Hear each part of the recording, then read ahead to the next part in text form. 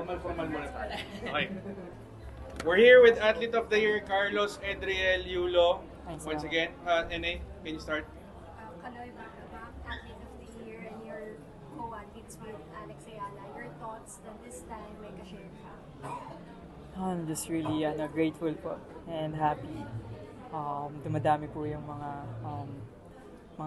athlete po natin na pinaglalaban yung Pilipinas, and I'm just really proud po sa mga awardees po tonight.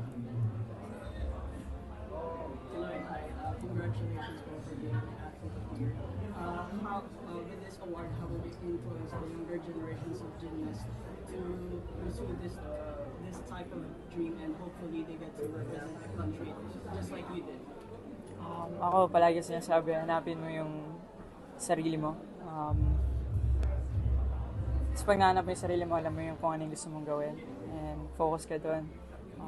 Kayong maniwala sa sinasabi ng ibang tao. As long as hindi kayo nakatapak, may respeto kayo sa mga coaches and athletes. Keep doing, keep pushing. Importante maniwala ka sa sarili mo. And palagi nakatingin si Lord para sa'yo, at hintayin mo lang yung moment mo, may darating talaga para sa inyo. Ivan?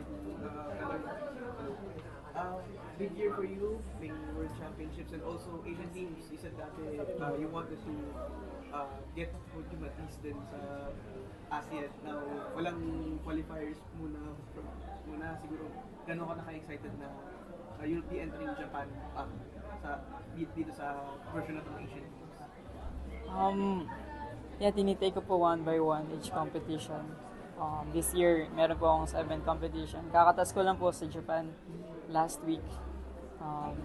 Invitational lang naman po siya, pero part po siya ng plan ko na mabuo po yung mga routines ko papuntang Asian Games.